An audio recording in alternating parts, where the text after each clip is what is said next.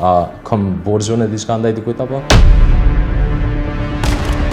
Tërmuajsh të suspenduar nga puna, Halil Brahaj, drejtori i shkollës Pavarësia dhe Abaz Kadriu, mësimdhënës në këtë shkollë, do të kthehen në punë më 1 korrekt 2026. Ky është vendimi i Komisionit Disiplinor të Komunës së Prishtinës, derisa ndaj të dyve ka akt akuzë të ngritur më 26 shkurt 2026 për kryerjen e veprës penale keqtrajtimi gjatë ushtrimit të detyrës zyrtare. Akt akuza ka të bëjë me rastin e dhunës fizike ndaj një nxënësi që ndodhi më 9 shkurt 2026 në ambientet e shkollës, për të cilin rast Kallxo.com raportoi ekskluzivisht.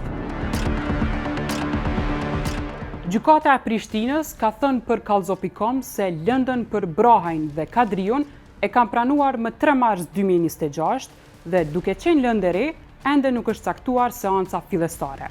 Sipas gjykatës, seanca pritet të caktohet në muajt në vjem. Fahrie Maxharaj, zëvendësdrejtoresha e shkollës Pavarësia, e ka konfirmuar për Kallxo.com vendimin e Komisionit Disiplinor të Komunës dhe sipas saj, ndaj Brahajt e Kadriut, ka ndalim të avancimit në pozit për 3 vjet. Vendimin e ka konfirmuar edhe Arjanit Elshani, drejtori i arsimit në Prishtinë. Kurse deri më tani, Kallxo.com e ka siguruar vendimin e komisionit vetëm për Brahajn, në të cilin është konstatuar se ai kishte ndërmarrë veprime fizike ndaj nxënësit. Sipas vendimit, komisioni ka konsideruar se masa e ndalimit të avancimit në pozit është proporcionale, e drejtë dhe mjaftueshme për arritjen e qëllimit disiplinor. Arjanit Elshani, që e ka marrë detyrën e drejtorit të arsimit në maj 2026, ka deklaruar për Kallxo.com se do ta pyes Këshillin Drejtues të shkollës në lidhje me vendimin për Brahajn dhe Kadriun, ndërsa para 2 ditësh tha se ka vendosur për themelimin e Komisionit Disiplinor të Drejtorisë së Arsimit për trajtimin e rasteve të tilla dhe të tjera.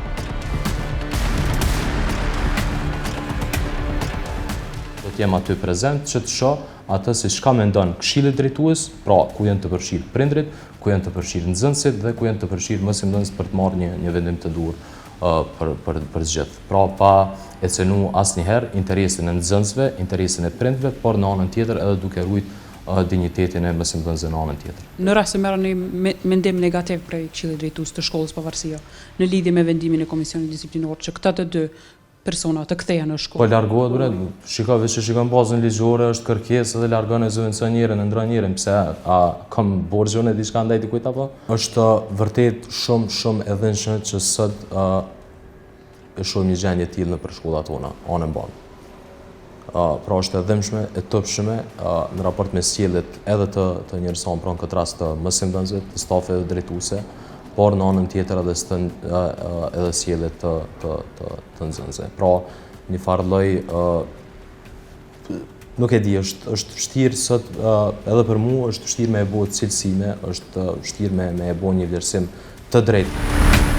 Kallxo.com ka siguruar akt akuzën e ngritur ndaj Abaz Kadriut dhe Halil Brahajt. Në akt akuzë, prokuroria pretendon se Abaz Kadriu, më 9 shkurt 2026, rreth orës 11:41 në shkollën Pavarësia në Prishtinë, duke e keqpërdorur detyrën zyrtare, e ka keqtrajtuar fizikisht nxënësin. Prokuroria thot se pasi kishte filluar një fjalosje në mes tyre lidhur me sjelljen e nxënësve në shkollë, fillimisht nxënësi e ka ofenduar dhe shar arsimtarin dhe ai është munduar që ta këshillojë. E kur situata ka eskaluar në sharje banale ndaj tij, pasi që ishin futur në sallën e arsimtarëve, arsimtari e ka goditur nxënësin në fytyrë, derisa ai ishte i ulur në bankën e shkollës. E në këto momente, edhe nxënësi e ka shtyrë me këmbë, ku arsimtari pastaj e ka goditur me forcë, disa herë me shpull në fytyrë.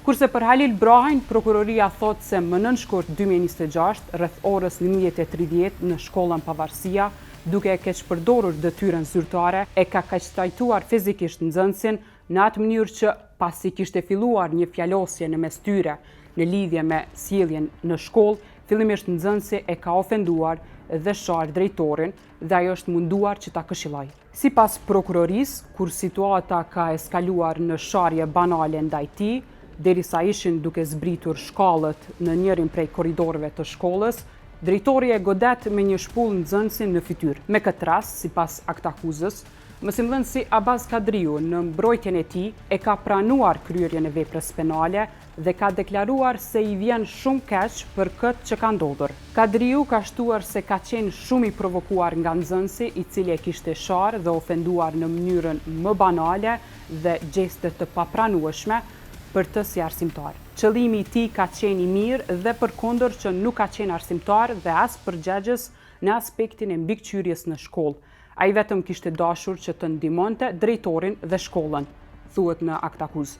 Kurse drejtori Halil Brahaj, sipas aktakuzës, në mbrojtjen e tij pjesërisht e ka pranuar kryerjen e veprës penale dhe ka deklaruar se kishte qenë i provokuar në mënyrën më brutale nga ana e nxënësit, i cili kishte pasur vazhdimisht sjellje të këqija në shkollë. Brahaj deklaron se ka goditur nxënësin për shkak të presionit dhe fjalëve banale dhe kërcënuese që ishin bërë ndaj tij dhe pendohet për veprimin e bërë, thuhet në aktakuzë. Kallxo.com i ka kontaktuar Brahajn dhe Kadriun për t'i pyetur në lidhje me vendimin e Komisionit Disiplinor të Komunës të Qershorit 2026. Brahaj është shprehur se nuk ka përgjigje, kurse Kadriu e ka mbyllur telefonin dhe pyetjet më pas janë dërguar avokatit të tij, Lirem Ismaili. Deri në publikimin e storjes, avokati nuk ka dhënë përgjigje. Kallxo.com e ka pyetur edhe Komisionin Disiplinor dhe Komunën e Prishtinës nëse Brahaj apo Kadriu janë ankuar ndaj vendimit dhe jemi në pritje të përgjigjeve.